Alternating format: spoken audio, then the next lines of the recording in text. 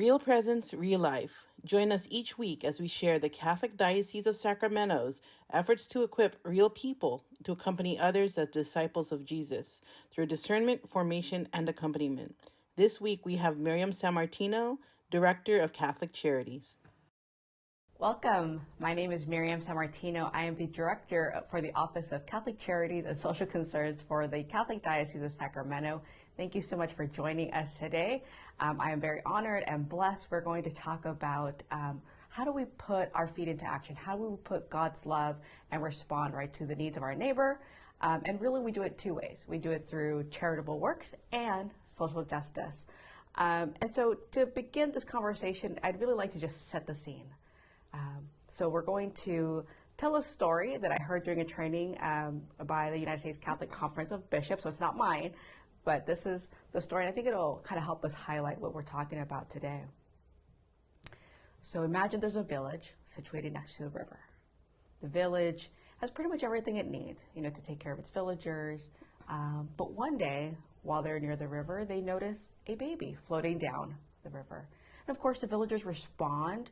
They save the baby. They make sure it's fed, he's bathed, he's clothed, and really comforted and nurtured as any baby would need to be at that time. Well, then the next day they go back out to the river and a couple more babies are floating down the river. And the villagers again respond, right? Like, this is strange, but let's respond, right? Save the babies out of the river. Make sure, again, they're clothed, they're fed, they're nurtured, comforted. Well, the next day, even more babies are coming down the river. Now, this is becoming, an everyday thing for the village. And it becomes a point where every single villager is committed to making sure that we don't lose any babies. You have to save all the babies. They're going out there. Everybody's committed. They're out the river, making sure everybody's rescued. Again, going back to the village, being nurtured, being cared for.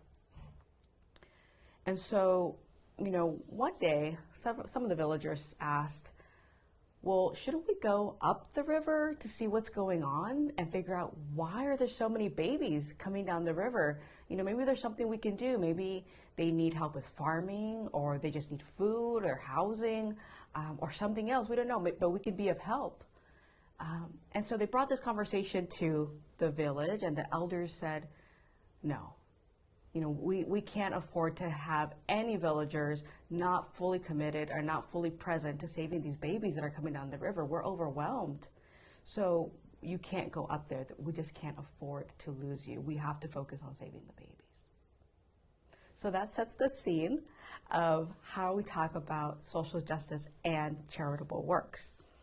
And I'd like to take the time to invite you, right now that you've heard the story, to do a little reflection. Where are you in this village? Where are you in this story? As you heard this story, what were you called? What questions did you have? What were you called to respond? And think about, how does that impact your everyday life? So that's just a little bit of how we put ourselves into thinking about charitable works and social justice. So with the story in mind, really what we're doing is going back to something that even Pope Benedict XVI had told us in his encyclical, God is Love, is that charitable works, what we're really talking about is responding to the immediate needs, right? Feeding, housing, clothing, medical support, medical care, visiting those in prison. So how are we acting on God's love and transferring and giving that love to our neighbor? So to talk about charitable works, I have a very special guest with me today, Carrie Johnson. Hello. Carrie, you're the Executive Director of the Rancho Cordova Food Locker. So welcome, and thank you so much for joining. Glad to be here with you. Thank you. So tell me a little bit about Rancho Cordova Food Locker, about you as well. Sure. I've been the Executive Director for just about a year now, and the Rancho Cordova Food Locker's mission is to fight hunger and feed hope. And we do that by providing weekly groceries to our neighbors and friends who need help and are facing food insecurity. We do that 3 times a week, Monday, Wednesdays, and Fridays, from 9:30 to 12:30. And we're open on Tuesday, Thursday. We process the food that we receive. We're located in Rancho Cordova on the campus of St. John Vianney Parish. They are wonderful. It started as a charity there of the church and has now grown into a full-fledged 501c3 nonprofit. Yeah. Oh my goodness. On campus you have the parish, you have the food locker, and you also have the school. We do. We have the elementary school. And so we get a chance to interact with the entire church community. The faith formation students volunteer with us once a month. Yeah, it's wonderful. amazing. They were just there last week on Thursday, all 38 of them in our small space. Oh my But goodness. what's remarkable is it's their faith in action, and they come, and in 1 hour they are able to help us process so much food, and it really is helpful. It also gives me a chance to talk to a younger generation about what food insecurity means. Right. So it's a good opportunity on both sides. I mean, that's amazing. I mean, aside from meeting the immediate needs of food, right? Because I think we talked about last week at some point where hunger is a universal suffering. It is. Right? And it's something that unless you're fed, you really can't do anything else in your life.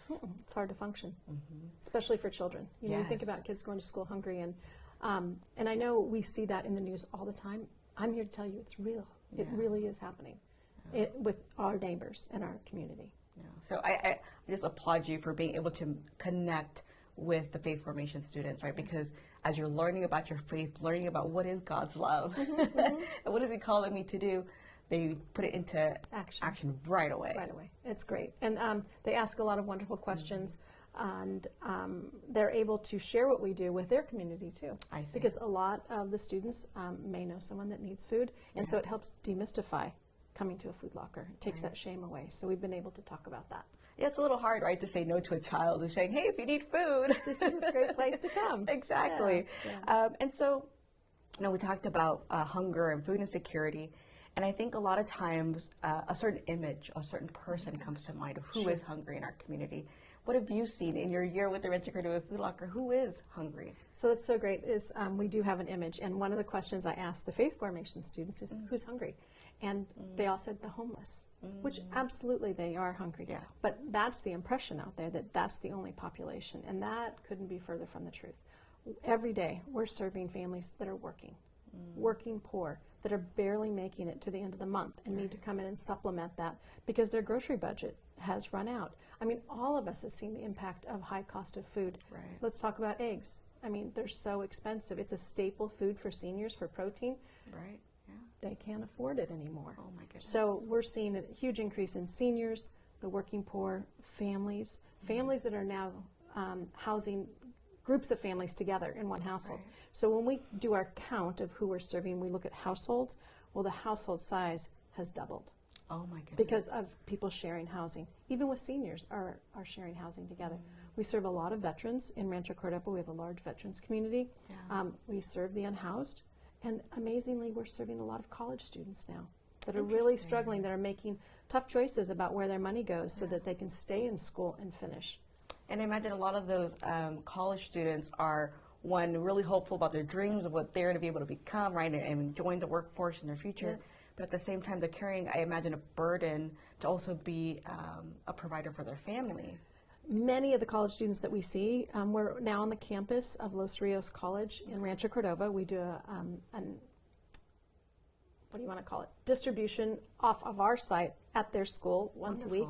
And most of the students are parents with young children that have gone back to school to improve their lives. And this has been a huge gift for them. Oh my goodness. Because they are able to receive nutritious food. We do a lot of produce, and it's been a huge success. I see a lot of gratitude from those adult students. And it's a way of sharing, right, the love that we receive, for example, when we go to Mass on Sunday, right, we're reminded of how much God loves us, and to share that food, right, that gratitude that you must see every day. I get a lot of hugs in my job, so it's a huge perk, and I get a lot of blessings from them, and the people are incredibly grateful. And I think that's part of one of the culture shifts we've tried to make, is to make it easy for people to come to the food locker. No one wants to come and get food at a food locker. We all want to be able to shop freely at the grocery store. Yeah. And so, you know, we're building a little building community. I see the folks that are in line talking to one another, visiting, sharing resources. And when a new person comes in, and you can tell by the look on their face, it's their first time, that community in line embraces them, as do our volunteers, which makes it, it's a very dignified experience. There's no shame in asking for help. And we want to provide that help in a way that's very loving and very caring. I mean, that's wonderful, because I remember, personal experience. I went to a Food Locker. My family was going through a very difficult time, and I do remember that there was shame, right? I was old enough to know that I didn't want my friends to see me. Yes. Right? But I think what you're creating, and the volunteers are creating at the Rancho Cordova Food Locker, is really community, right? To be able to say hi to your neighbor while they're standing in line. Right? And not be embarrassed. Exactly. That's a huge shift, and it's really needed right now. Oh, it's so important, because you talked about people being hungry. And if they are shamed or feel uncomfortable coming, they're not going to come. So that means they're going to remain hungry, and it's going to make their life much more difficult. And so if we can embrace this with open arms and let people know it's a wonderful place to come, and that we're here just to help. And I think another part of it too, right? It's not just hunger, which is immediately satiated, I guess, with food. If you look at the long-term effects, right? The hunger, long-term hunger, the calorie deficiency, the nutrient deficiency, you really start seeing an impact not only in seniors and children, but also just adults in general. With children, you see a lot of cognitive development is slowed down, because if they're hungry over long periods of time. And while elementary schools often provide a meal, that they don't provide dinner, and they don't provide food on the weekend. So we're able to help with that, so that there's a consistent amount of food over time, not just one meal here and there. It's really important. And food, again, is just such a basic necessity, right? Yes. And you're filling that gap, but also allowing folks and families and seniors and veterans and everybody that you serve to say, okay, I know I have a reliable source. I'm going to go. I'm not going to get judged. And, it's going to help me to get to the next step, whatever the next step may be for that person. And you know what's amazing? There's not a shortage of food right now. There's no shortage of food. So we're able to provide people a full grocery cart of food. There's bread in there. There's meat. There's pantry items. There's rice and beans and pasta and sauce, and just a full grocery cart. It's not just some teeny tiny bag. And they can come once a week. A lot of food pantries don't allow that. There's no shortage of food. Obviously, if that happens at some point, we would have to alter, but right now, there is no shortage of food.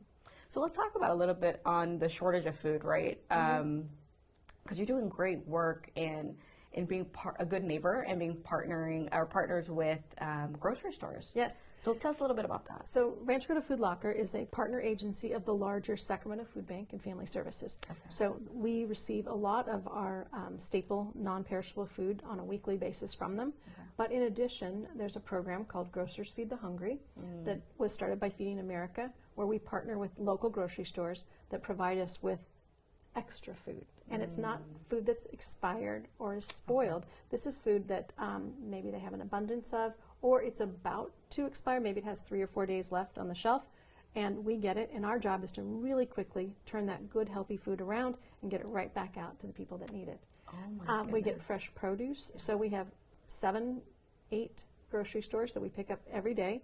Everything from Sprouts, Safeway, Bel Air, Raley's, Costco, Walmart, grocery outlet. Our trucks do a route and bring that wonderful food back to us, and we turn around and redistribute it immediately. So we're not warehousing it, we're not keeping it. Most of it is perishable food. Okay. Amazingly, Walmart and the other grocery stores will freeze meat before it expires. We pick it up frozen and store it frozen so we can redistribute it. So people are getting really good quality food. I mean, that's a huge, again, another shift, right, in the way that we are viewing how do we feed people in our community, right? I think a lot of times, and it's not because of any ill intent, but I think that the main thing that we think about when a food locker or food distribution is expired food or very specific types of food, and you're not going to go outside of those categories. But it looks like what you're doing is reducing the food waste that we're seeing in our community. So Senate Bill 1383 put into effect a year ago mandatory food recovery, which is incredible, because not only are we not throwing the food away, we're providing valuable, healthy, nutritious food to folks that need it. And it's hard when you say it would have been thrown away, because then the impression is it wasn't good food. It's actually good food. Right. We're wasting so much in our country. There's so much waste. And so now we have a way to bring that back to people that really need it. And it's beautiful food.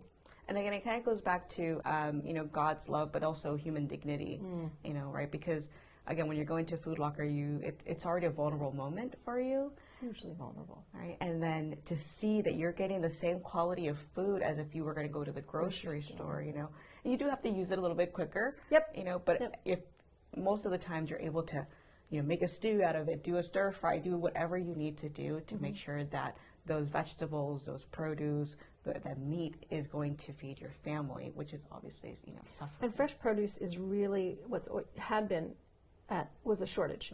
And now with this program, we're getting fresh produce every day. And to see the reaction from the people that we serve, and we serve a huge, and I hadn't mentioned this before, immigrant community.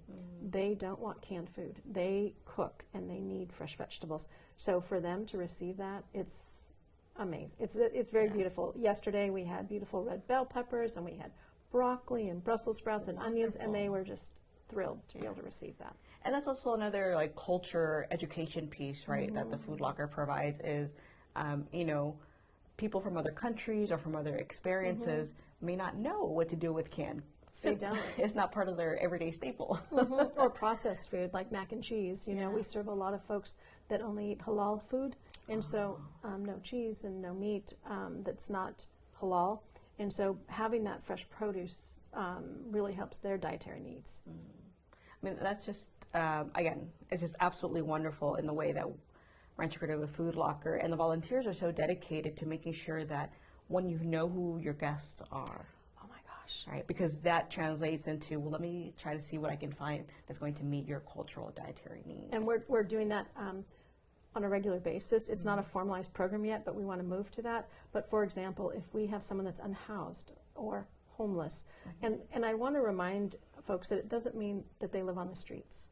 So we need to think about how we define that. So in Rancho Cordova, there are a lot of unhoused students, elementary, high school age students, and these are families that are sharing with the grandparents, or they're living with another family, or they're living in transitional housing, or they're living in a facility that doesn't have full cooking ability.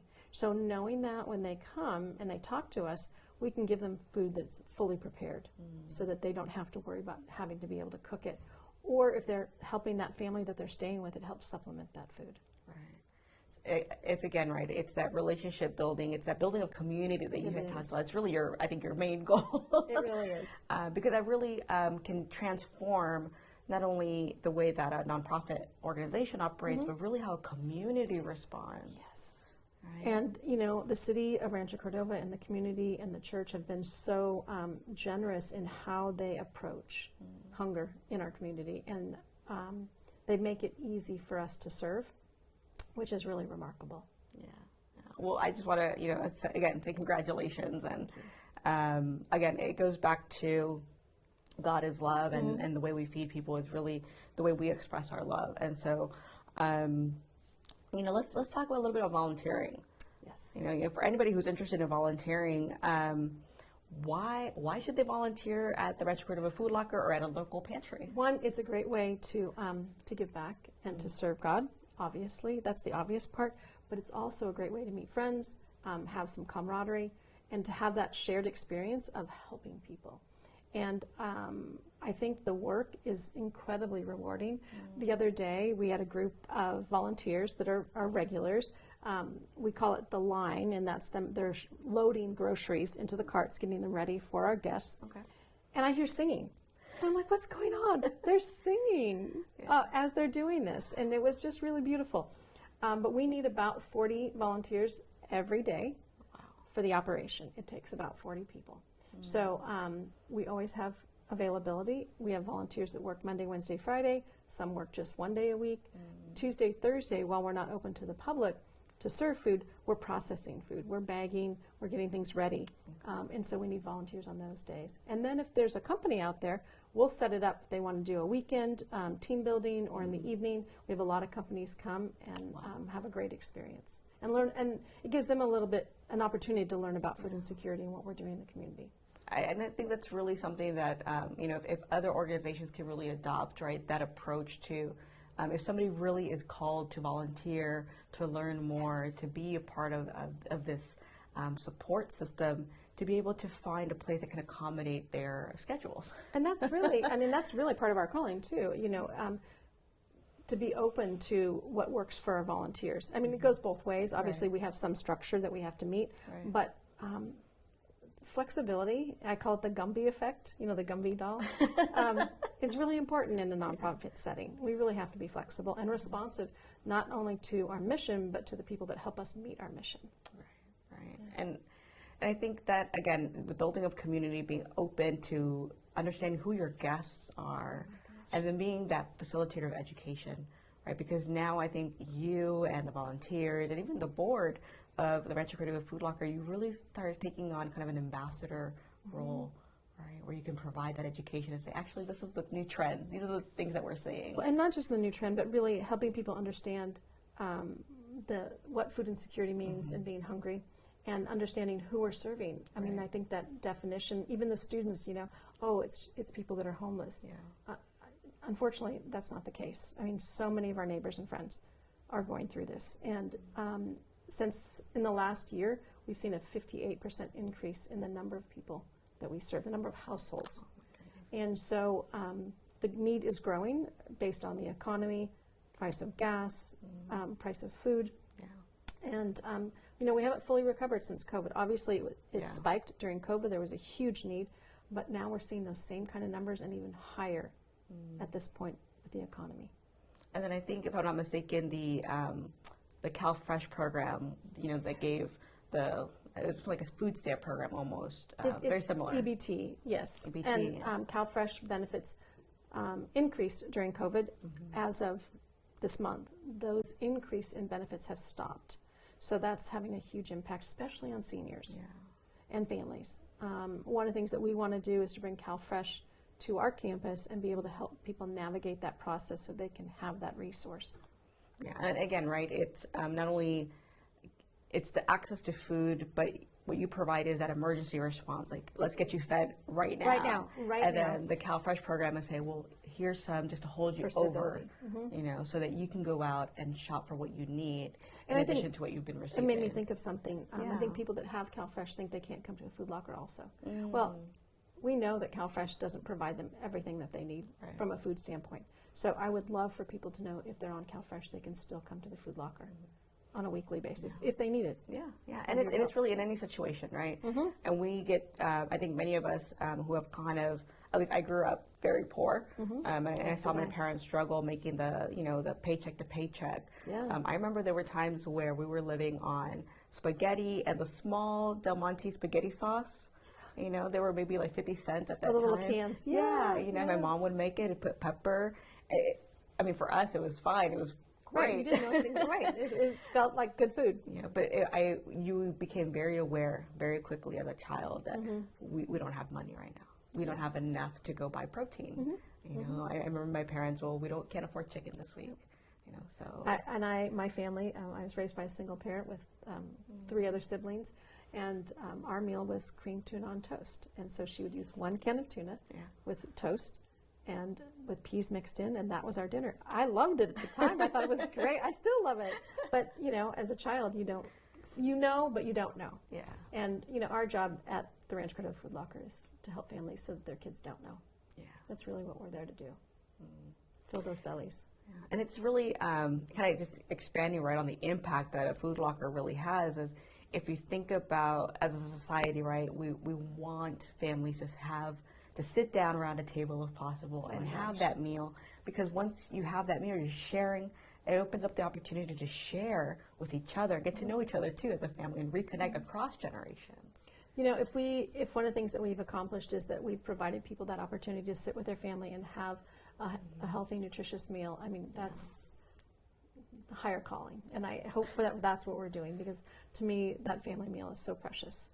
And whatever your family looks like, you know, if it's 2 seniors sharing a household together, or a vet and a niece, or whatever it is, you know, to be able to sit down together and have a quality meal is so important. And it's just de-stressing, right? And it promotes that human relationship that we so much crave right now. And you know, the de-stressing, I think that's really another part of our role, because when I talk to families. And, you know, I had a dad come up in January to the Food Locker toward the end, right when we reopened, and he had visited 5 other locations for a Food Locker that were closed that day. And he's trying to find one that was open. and he had 3 young sons. He was a contractor and had been out of work for 6 months. It was the first time he'd ever had to go to a Food Locker. And I saw this dad, when we filled his grocery cart, start crying. And he called his wife, and he was, I'm coming home and we've got groceries. And, it was so rewarding. And that's what we do. And I think people need to understand that these are folks just like us that are hungry. And we need to help them. And we need to help them. We need to help them. Yeah, that's our calling. It really is our calling, right? I think, my office, the parable that we always go back to is a Good Samaritan, and I think one of the Good Samaritan aspects is that he's walking. He doesn't have a full organization behind him. He doesn't have a whole bunch of, supplies. He does what he can with what he has, and you respond the best you can to the need, and you invite other people to come and help. And you hope, right, that humanity will respond. And I think that's really the role that you're playing, in addition to the village story, right, that we shared at the beginning of the program is you're out there, you're rescuing in that immediate need. Yep. And that's what we need to do on a daily basis to make sure people have food. Yeah. And we don't have a shortage of food. We have a shortage of people to help us provide that food, to volunteer. So you need more villagers. I need more villagers. I need lots of villagers. Lots of babies to hold. There you go. And caring, once you commit to caring, it transforms your heart, transforms the community, but it also just opens your world up to something else beyond self. Yeah. And that's really beautiful. So thank you so much, Carrie, for joining me and teaching us really about the Rancho Cordova Food Locker and the great work that you're doing.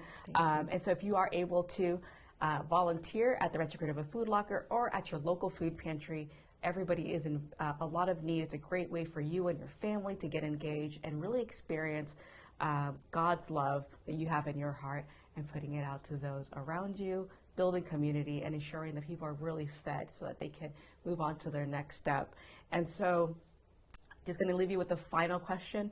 Don't forget, identify yourself in the village story. Who are you and what are you going to do this week to be part of that village? So thank you again for joining us, and God bless.